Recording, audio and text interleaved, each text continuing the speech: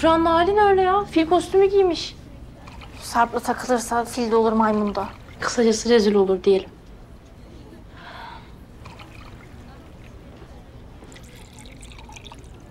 Merhaba kızlar, kolay gelsin. Teşekkür ederiz.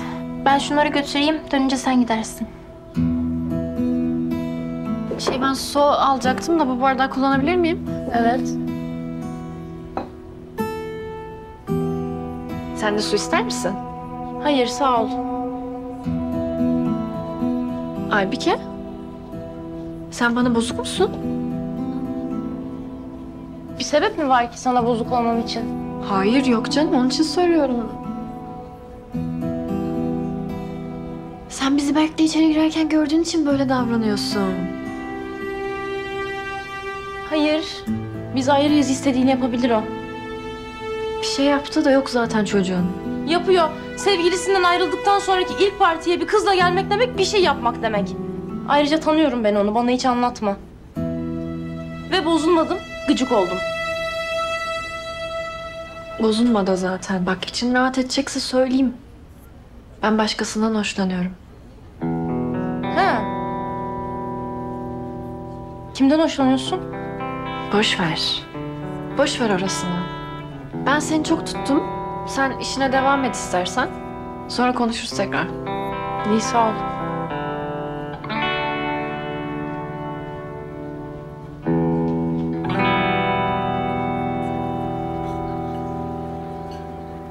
Kankacığım, paraları hazırla. Kaybetmek üzeresin. Fil kostümünü gördüm. Çok ilginç bir olay gerçekten. Teşekkür ederim. Sen de Leyla'yı partiye getirerek 10 puan kaptın. Hiç fena sayılmaz. Yok be Sarp'cığım. Seninkinin yanında benimki bir puan sayılmaz. Hakikaten Afra'yı kandırıp fil kostümüyle getirdin ya şu partiye.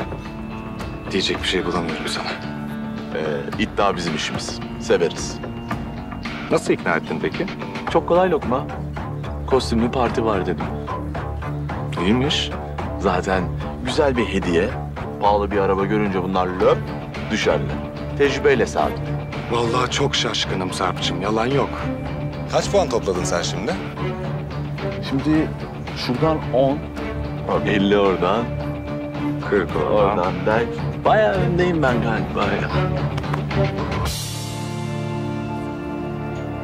Santayakya dangalak kostümü giydireyim diyorum. Ne dersin?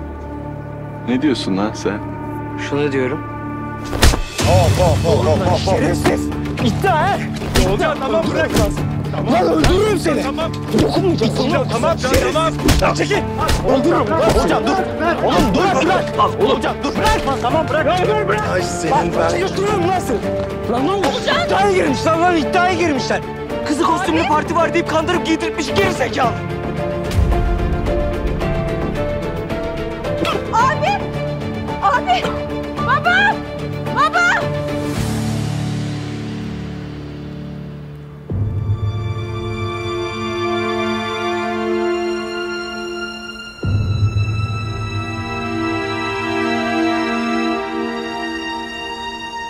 Allah'ım. Öldürürüm lan seni. Öldürürüm lan seni. Olcan dur tamam. Öldürürüm seni. Bir dur. Bir dur! Tamam bir kendine gel. Tamam bırak yeter. Tamam bırak sokama kızını kendine gel. Tamam sen niye karışıyorsun? Tamam kendine gelsin. Ömer, Sana ne oğlum sen niye karışıyorsun lan? Sana ne? Ömer dursana Ömer! Tamam kendine gel. Ya tamam bırak tamam ben kendimdeyim. Suzan seni. Seni öldürürüm lan. İyi misin? Bir dur kapıyı bırak! Lan seni öldürürüm lan. Allah aşkına gitsene. Lan bana vuruyorsun. Allah'ın aşkına gel lan. Allah aşkına. Ya tamam. Tamam. Oğlum bırak. Lan. Öldürürüm beni. Sen evde kalırsın.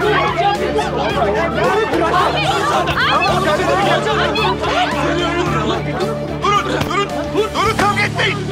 Durun. Kavga etmeyin. Durun. Durun ya ne yapıyorsunuz siz? Hani kavga etmeyecektiniz? Ne yapıyorsunuz? Nedir bizim sizden çektiğimiz ya?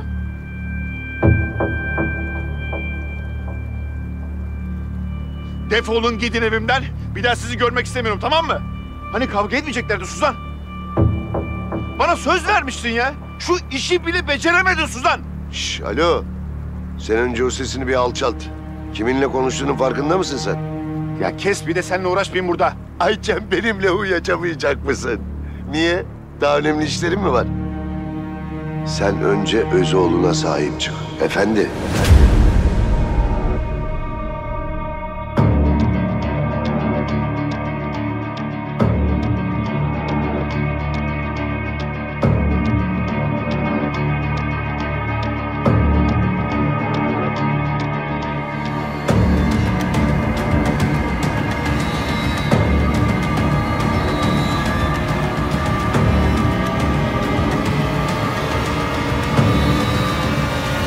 Sen önce öz oğlun Ömer'e sahip çık. Ahmet Yılmaz.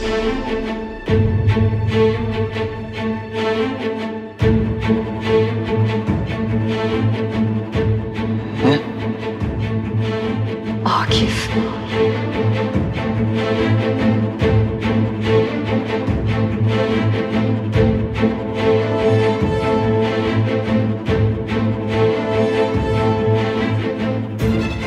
Yok canım artık daha neler.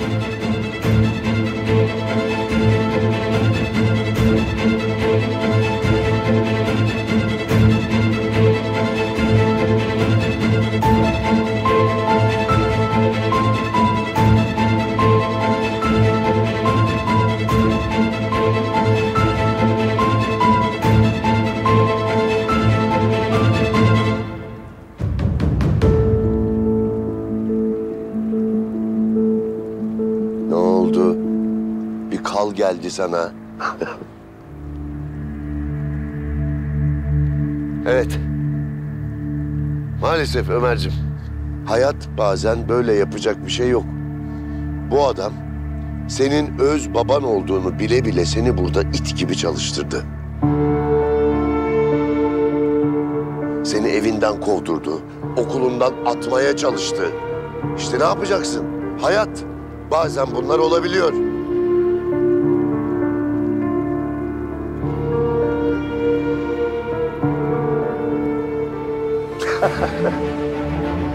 Geldik en sevdiğim yere.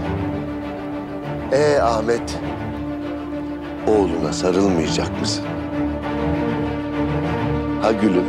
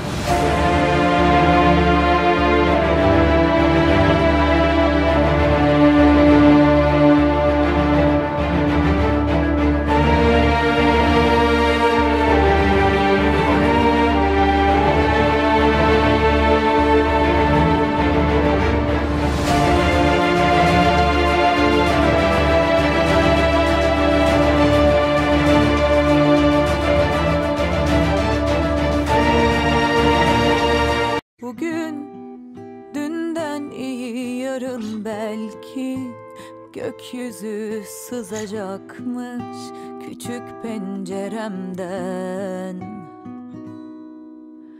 Öyle yine de ışık aramakla geçecek.